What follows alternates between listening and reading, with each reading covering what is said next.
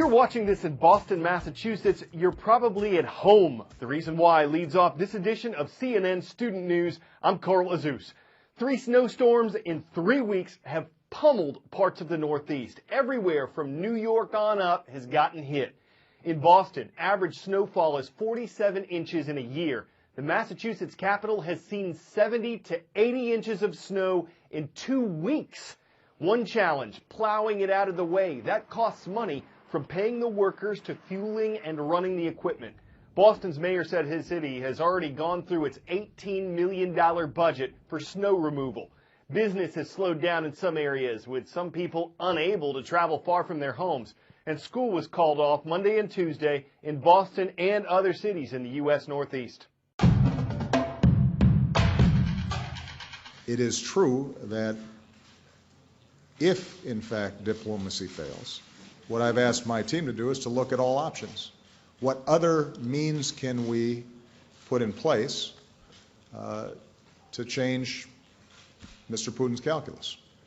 And the possibility of lethal defensive weapons is one of those options that's being examined. But I have not made a decision about that yet. I've consulted with not just Angela, but will be consulting with other allies about this issue. It's not based on the idea that Ukraine could defeat a Russian army that was determined. It is rather to see whether or not there are additional things we can do to help Ukraine bolster its defenses in the face of separatist aggression. Okay, a few points about that. The U.S. and most of Europe support the government of Ukraine. For almost a year now, it's been battling separatist rebels who want closer ties with Russia. And Russia's been accused of supporting those rebels. President Obama is considering giving Ukraine's government additional weapons to fight the separatists. He's been discussing this with German Chancellor Angela Merkel, who said last week she doesn't like that idea. President Obama said Western leaders can't allow Europe's borders to be redrawn at the barrel of a gun. But they were redrawn last year when Russia annexed a region of Ukraine named Crimea. That's part of the reason why Russian President Vladimir Putin remains so popular in his country despite the struggles it's facing. For his supporters, Putin has restored Russia to its rightful place in the world as a major power.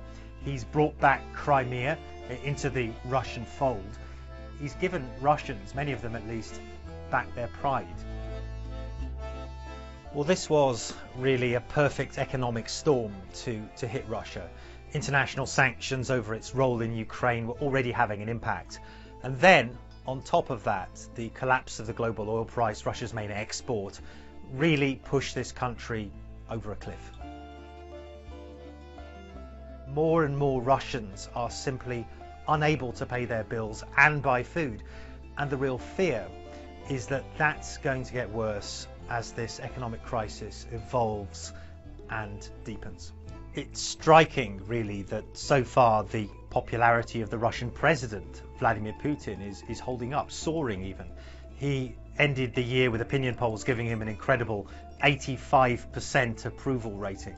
All of that, of course, might change as the economic pain increases. Already we've seen limited social protests on the streets against rising prices, against spending cuts. I don't think this economic crisis necessarily spells the end of Vladimir Putin.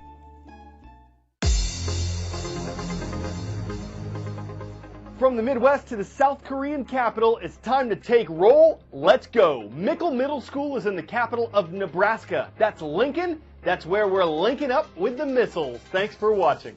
Next stop, Tuba City, Arizona. That's where the Warriors are. Shout out to Tuba City High School. And in the capital of South Korea, that's Seoul. It's great to see our viewers at Yongsan International School of Seoul. SpaceX is a private space exploration company, but it's receiving $1.6 billion from NASA, and that's going toward a number of cargo resupply missions to the International Space Station. Its latest mission was supposed to lift off from Florida on Sunday. That was delayed a couple times, first because of a radar malfunction and then because of the weather. The earliest it could be is tonight. The company's been successful at getting supplies to the station, but if it can land a reusable rocket, SpaceX would make history. 3, 2, 1. The SpaceX Falcon 9 rocket is on a twofold mission. First, it's carrying a deep space climate observatory into space to monitor solar winds.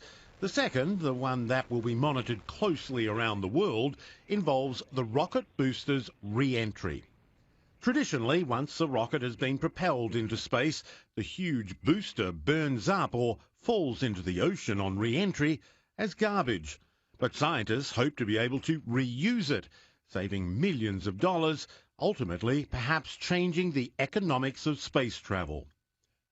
The SpaceX Falcon 9 is made up of two sections called stages. Together, the stages have a combined 10 engines. The payload is carried by a capsule on the top of the rocket. 1. The rocket's first stage powers liftoff. About 2.5 minutes into flight at 80 kilometers high and traveling at 10 times the speed of sound, the first stage engines are shut down. Seconds later, the first and second stages of the rocket separate. The second stage of the rocket continues on, sending the climate observatory into orbit. SpaceX is attempting to land Falcon 9's first stage on a custom-built floating platform it calls the Autonomous Spaceport Drone Ship. The rocket stage has to significantly reduce its speed, obviously, deploy landing legs, and then make a soft landing on the SpaceX logo. This is SpaceX's second attempt to land what is really a 14-story tall Stage 1.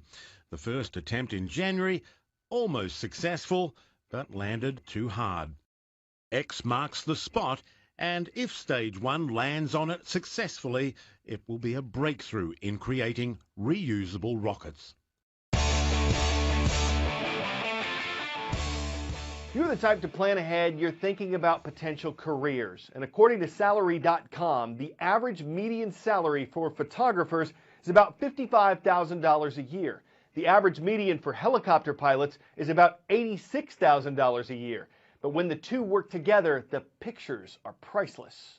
Hi, I'm Jason M. Peterson. I'm Rob Marshall. I'm Vin Farrell, and this is what it's like. And this is what it's like To shoot New York City. To shoot New York City from above.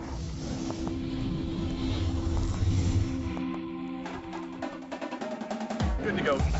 I have a passion for taking pictures. I have a passion for symmetry and architecture. And because of New York On Air, this is an aerial content company, we get access to the sky. We do a lot of work for television and movies, but we also do a lot of work for advertising. Me and Jason Peterson and Rob, our pilot, are going to head up this morning and go catch Coney Island and the Verrazano Bridge.